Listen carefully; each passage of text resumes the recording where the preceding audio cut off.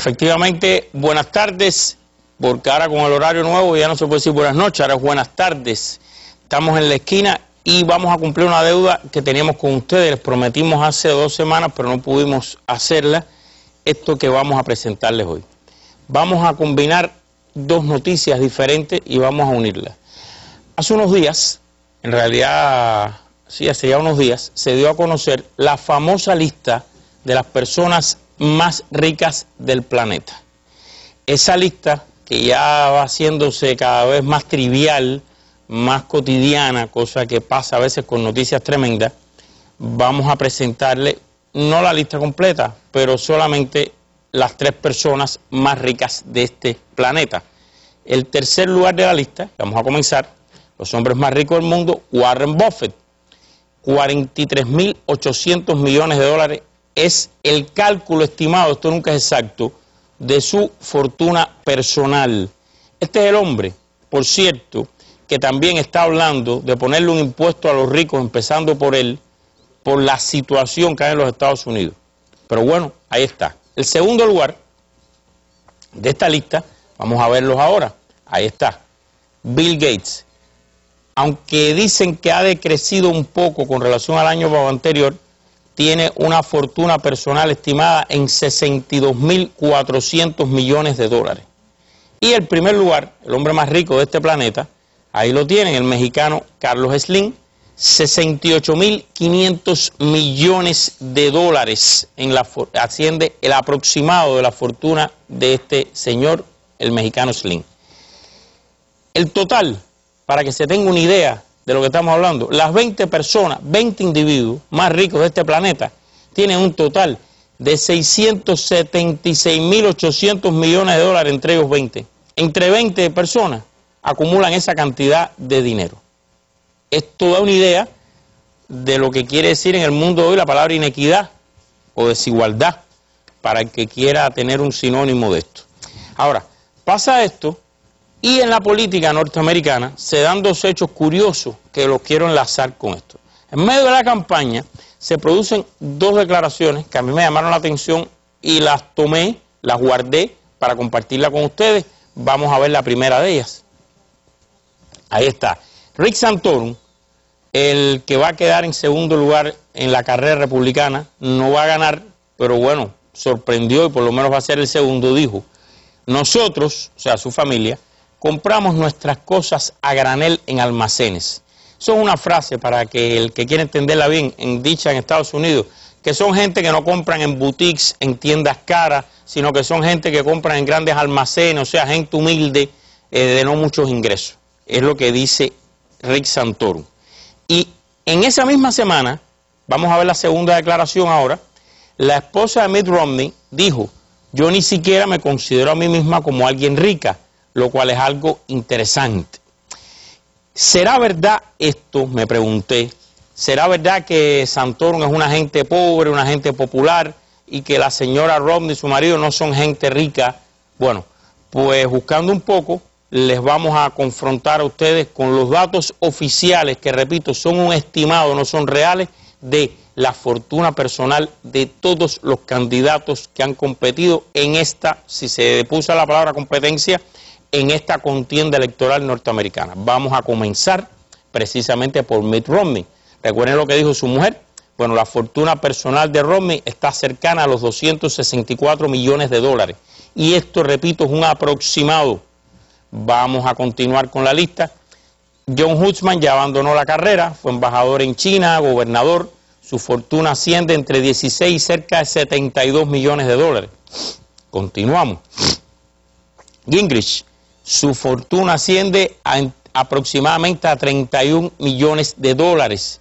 Este estimado que ustedes ven entre tanto y tanto se calcula en base a los ingresos y en base a propiedades. También hay gente que tiene acciones compradas que se valorizan o desvalorizan y por eso se abre ese rango a la hora de estimar la fortuna en estos casos. Continuamos. Ron Paul, su fortuna se calcula hasta aproximadamente 5,4 millones de dólares. Seguimos. Y ahí está Santorum. Tiene una fortuna estimada entre 1 y 3 millones de dólares. Este es el hombre que ustedes recordarán que dijo que compraba a su familia a granel en almacenes. Bueno, pues resulta ser que el hombre es millonario de más de $1 millón en activos. Lo curioso es, vean la foto que logró tomar alguien del momento en que él está diciendo esa declaración. Vean el hijo al lado. Esa es la foto del día que Rick Santorum dijo eso, y el hijo en ese momento está dando un bostezo antológico, foto que circuló intensamente como diciendo, parece que el hijo cuando oyó al padre decir que ellos compraban a granel en almacenes, tuvo esa reacción que están viendo ahí en pantalla ustedes. Continuamos. Y esta lista no para aquí, vamos a continuar con la lista. Y el señor Barack Obama, presidente, tiene en estos momentos una fortuna calculada en cerca de 11,8 millones de dólares. Esto, repito, es un cálculo que comprende toda esta gama de cosas y por eso no es tan exacta. Cuando usted ve estos datos, ¿qué concluye? Bueno, pues que todos los candidatos que ustedes vieron este año, oyeron, escucharon, leyeron, son millonarios. Y esta sí es una novedad con relación a la política americana de la época de Roosevelt, de Truman, de esos años. Porque realmente ya no es solamente que los que tienen el poder, las grandes corporaciones, los grandes grupos económicos, los intereses, compran los candidatos, compran sus programas, financian sus campañas. Sin el dinero de ellos no se puede hacer política, eso es verdad. Pero también poco a poco el ser político se ha ido convirtiendo en un negocio sumamente rentable. Y estamos viendo ya que a nivel presidencial de candidatos, todos este año tienen una fortuna superior al $1 millón, lo cual sí ya es un indicador de algo nuevo. Y eso es lógico. Están viendo todos estos políticos cómo funciona el sistema desde que empieza y van agarrando por aquí, agarrando por allá, preparándose, después se preparan para las conferencias, se preparan para esto, toman acciones aquí, hay gente que dice invierte aquí, esto es una buena forma, etcétera, etcétera, pero sí es una novedad. O sea, ya no se trata solamente de que en Estados Unidos no se puede hacer política sin dinero, que en Estados Unidos no se puede hacer política sin que los verdaderos dueños del país, las grandes corporaciones, los grandes millonarios, financien lo que uno haga, sino de que ya casi todos los que están haciendo política son ellos mismos millonarios. Entonces, ¿qué refuerza esto? Bueno, pues esto refuerza lo que tanto han oído ustedes hablar en estos días del 1%. ¿Será que el imperio se ha convertido en el gobierno del 1%, para el 1% y por el 1%? Sería una buena pregunta que podemos responder ayudados también en estos datos. Era algo que quería compartir hoy con ustedes, se los había prometido, como una tipicidad, una novedad dentro de la política norteamericana, porque, repito, ya estamos viendo esto. Y si vamos al Congreso, aunque no quería por razón de tiempo traer hoy los datos, si vamos al Congreso, nos vamos a encontrar que ya de manera creciente cada vez más congresistas son también millonarios. E incluso hay congresistas que, bueno, están 20, 22 años o más en sus cargos en el Congreso, pero cuando salen se dedican a trabajar para intereses de los que le pagaron sus carreras, que es una combinación realmente letal. O sea, esto es una gran corporación, yo financié tus carreras para que tú en el Congreso defendieras que no se pusieron impuestos sobre las compañías petroleras, por ejemplo, y cuando te retiras del Congreso vas a trabajar a la Junta, como asesor de la Junta Directiva de una de esas grandes corporaciones. O sea, que es un sistema que cada vez más se está convirtiendo en una muy rentable carrera, una muy rentable profesión. Eso sí, usted tiene que saber cumplir las reglas de juego. El que no cumpla las reglas de juego ni es millonario, ni va a tener éxito, ni cuando deje el Congreso va a ir a trabajar a un lugar de esto. Entonces, repito, y no por repetir, yo creo que está esto incorrecto, ni es una gran redundancia, el gobierno del imperio es el gobierno, en mi opinión, del 1%, por el 1% y para el 1%. Así que espero que les hayamos aportado una novedad, un datico nuevo o una tendencia que ya se ha consolidado dentro de la política norteamericana. Hasta aquí, esta esquina que les habíamos prometido, y regreso donde está el link, que está esperando un reportaje, creo que es de Bolivia, donde las cosas no son así, son diferentes, y por aquí terminamos hoy.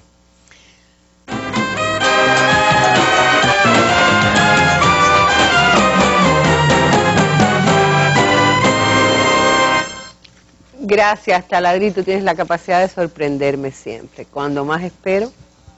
De todas maneras, gracias por estos datos tan interesantes que además acaban de manifestarlo los propios indignados en los Estados Unidos, llamando la atención porque con Obama tengo entendido que se ha profundizado de Clinton a Bush, pasó creo de un 30 y pico a un 60 y pico por ciento, el 1%, es decir, ganaba casi el 63% de los ingresos, se lo llevaba el 1%, ahora los ingresos para el 1% son de casi el 93%, ¿no? Obama ha multiplicado, cada año, cada presidencia va por un 30% más, ¿no?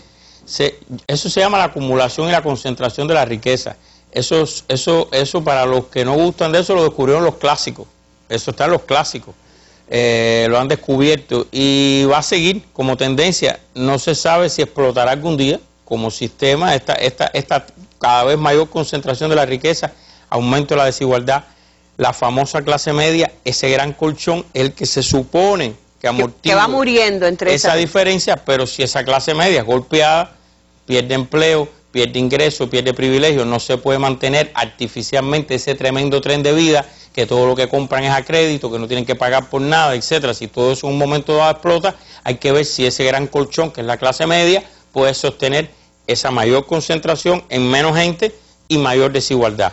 Hay que ver qué pasa, porque si esa clase media lo que empieza es a drenar hacia abajo y a mandar gente a ya no clase media, sino gente ya en nivel cercano, no de pobreza, estamos hablando del país más rico del mundo, pero sí por debajo de lo que estaban acostumbrados, si ya no pueden todo a crédito, sin pagar, sin pensar en pagar nada, todo es a crédito, a crédito, a crédito, hay que ver qué puede pasar socialmente. Yo creo que ya hay índices, indicadores de rebeldía. Sí, y no solo de rebeldía, sino de que está explotando situaciones que por supuesto uno de ellos es la rebeldía. Ahora, ¿eso no te recuerda algo? A propósito de la cercanía de la llamada Cumbre de las Américas, ¿te acuerdas cuando Clinton, que Fidel llamó mucho la atención sobre eso, hablaba de una sociedad latinoamericana de clase media, ideal, que era el camino que él impulsaba supuestamente, ¿no? ¿A dónde hemos ido a llegar? Ese es el modelo que ellos han vendido, que tuvo éxito en Estados Unidos. No cabe duda que después de la Segunda Guerra Mundial ese modelo tuvo éxito.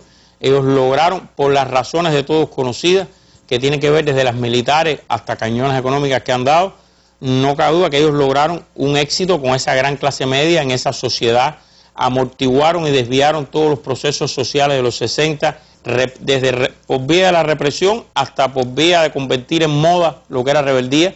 Fueron inteligentes en eso como sistema, no cabe duda. Y ellos, lo que pasa es que en el año 92 Clinton, había una euforia. Acuérdate que se había acabado de desmoronar el imperio del mal, el gran enemigo. Había una euforia, no cabe duda, a nivel mundial. Desde el nuevo orden mundial que habló Bush padre hasta Clinton vendiendo la gran clase media aquella. Había euforia hasta de que se iba a haber una nueva economía con las empresas .com, por la cosa de Internet y Amazon y ese tipo de empresas. Pero el problema está en que venderle eso a América Latina, que es la región del mundo de mayor inequidad, de mayor diferencia, era una cosa, vaya, realmente, por eso es que Fidel inmediatamente se da cuenta de aquello y lo dice, era una gran estafa. De todas maneras resultó una gran estafa hasta para el propio pueblo norteamericano. Una burla aquello, decirle a América Latina en aquel momento que la sociedad, la gran clase media, amortiguadora, etcétera, cuando las inequidades en América Latina, en un país como Venezuela, donde llegó a tener 70% de pobreza, uno de los países más ricos del mundo, con más recursos, vaya, realmente aquello era de burla decir eso. La historia le dio la razón a Fidel en aquel momento, de lo que dijo en aquel momento, una vez más, y se confirmó que no se podía hacer eso. Oye, te propongo para una próxima esquina, no tiene que ser la que viene, pero a propósito de que se estrenó el fin de semana, este fin de semana, la vida de Hoover, ¿no?, en la televisión, o se vio, lo vi yo por lo menos por primera vez, hablar un poquito de que fue el hombre también de COINTELPRO, porque aquí hemos exhibido el documental sobre el plan de contrainteligencia que destruyó el gran movimiento por los derechos civiles, pero parece, en la película no aparece para nada relación, o sí aparece, pero no con la profundidad quizás, ¿no? Mira, una de las lecciones de eso, de la vida de Hoover y la historia del FBI, es que Hoover era una gente que recopilaba información no solo de lo que fuera una amenaza para el sistema, no solo de que estuviera protestando, sino de todo el mundo, como una muestra de la jungla de asfalto, vamos a usar una palabra del cine, de la jungla de asfalto que es esa sociedad.